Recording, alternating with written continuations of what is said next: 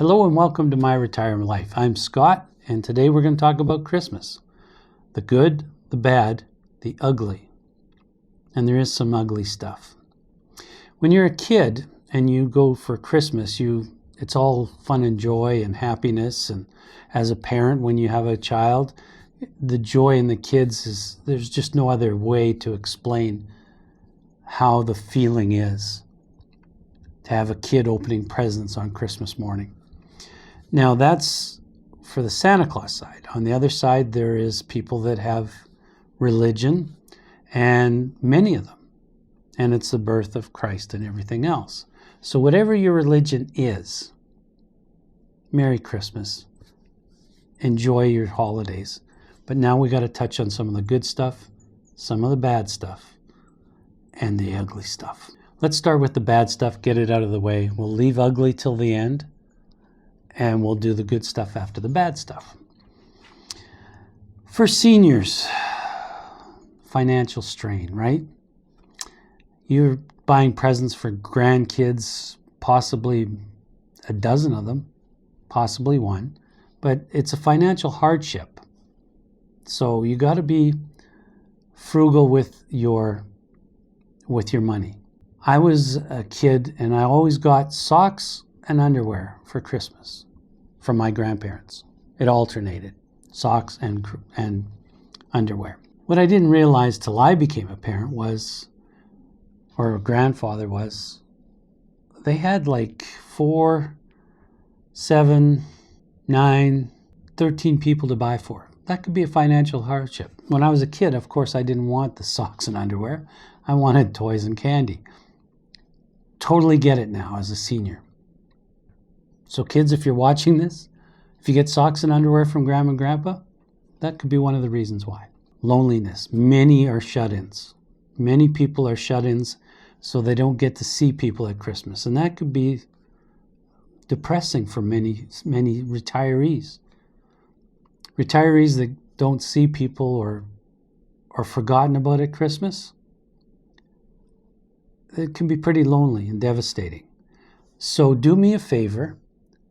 If you know somebody that's a senior or retired and they're going to be alone, either invite them for Christmas or at least give them a phone call to check in on them. They'll appreciate it. Another reason why Christmas could be hard for somebody, or the bad side of Christmas, they lost a loved one. I have a friend that if her husband might not make Christmas. They're hoping, but could you imagine if she lost her husband now before Christmas, or anybody the year before, and this is their first Christmas without their husband? Pretty bad, pretty sad. Another reason Christmas might be hard on somebody or bad for somebody is they're pressured to host Christmas.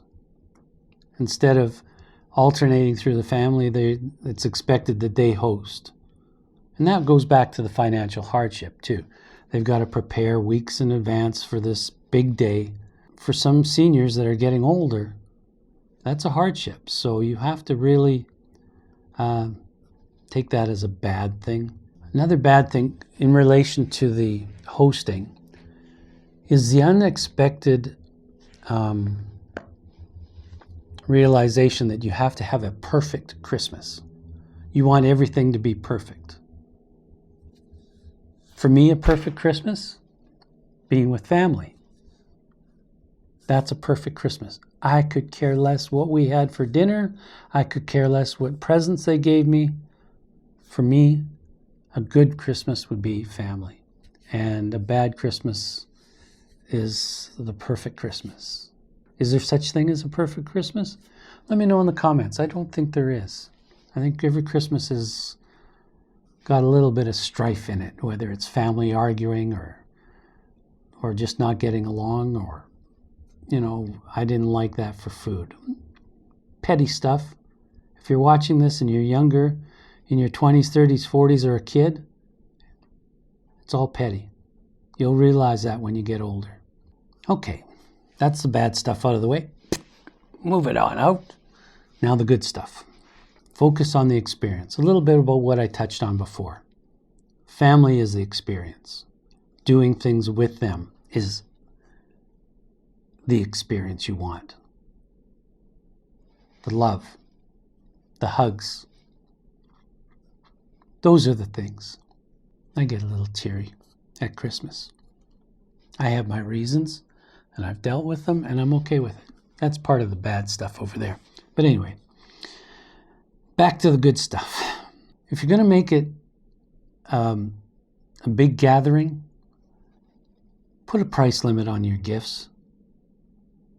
Because it's not about the gifts, it's about the thought. If somebody makes you a gift, to me, I don't care what it is, that means more than somebody buying me a gift because they took the time specifically for me. Don't make Christmas about yourself. Another good point, make it about everybody else. You'll feel great.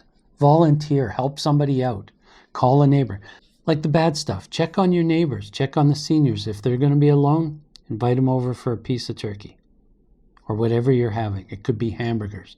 I'm sure they wouldn't care. It's the thought that counts. It really is. When you're together with the family, embrace your memories, embrace the stories. Sit down, if you can, even in the snowy weather outside at a fire pit, and share your stories of Christmas past. I could tell you so many stories about Christmas morning, but I'll give you the major rundown. My little brother and I, me in particular, I was always excited about Christmas. Always. Yes, I was the first one to wake up in the morning. My brother and I shared a bedroom. I would wake him up and I'd tell him, go wake up Mom and Dad. Santa's come. And my brother, being younger than I am by a couple years, so when I'm 6 and he's 4, pretty easy to manipulate.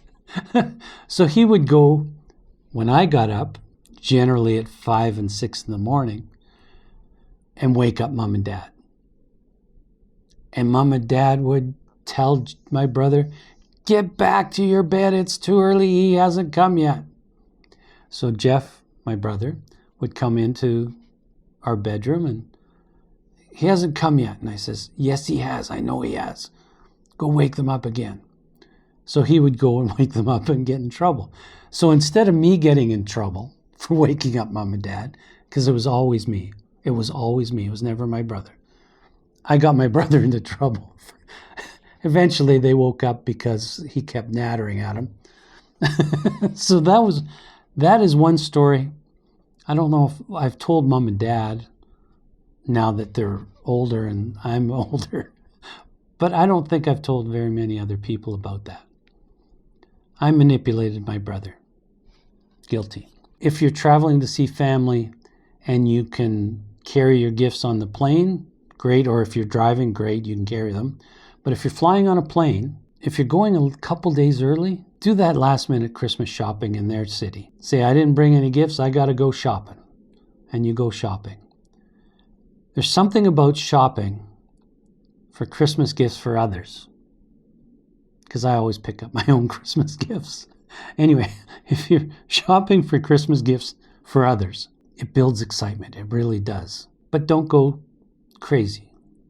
Don't ruin your budget and your financial well-being, because that's not what it's about.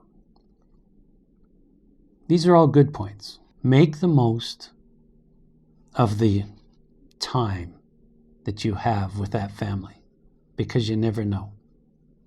You never know when something will happen. Now the real ugly stuff. Now on to the ugly stuff. There's two things to the ugly stuff. The first one is comparing yourself to others. Envy of somebody else is not a good trait to have. Just because the neighbors next door spent X amount of dollars on gifts and the kids got new Game Boys and they're yelling and screaming, and that doesn't mean you had to get the same things or spend the same amount of money. Everybody's journey is different. Everybody's financial ability is different. Don't compare the neighbors or your brothers or your sisters, or I never compare my family. I never compare my friends. It's just not worth it. And it's an ugly, ugly trait. And the last thing I'm going to talk about is the commercialism of Christmas. Yeah, it's not a pretty thing. It fills a lot of people with a lot of wrong ideas about Christmas. Now, to Christmas, some people are about faith, Christians mostly, Catholics, whatever your faith is for Christmas. But on TV and on radio, you're pumped with buy this, buy that. You're commercializing Christmas to take away what it really is about. By buying gifts for everybody else, you're spending more time with those gifts than when you're supposed to be spending time with everybody else. Family, friends, neighbors. So the commercialization of Christmas, and I get it, they want to sell products and they want to make kids happy, and that's how they commercialize it. You want your kid to be happy and joyous, just like Johnny down the street. Now we get back to the first ugly, right? You're comparing yourself to Johnny down the street. That is not a good look. That is not a good look. The best thing you can do for Christmas, hug a family member, be kind, help somebody out, and if you can't afford gifts, then give some gifts.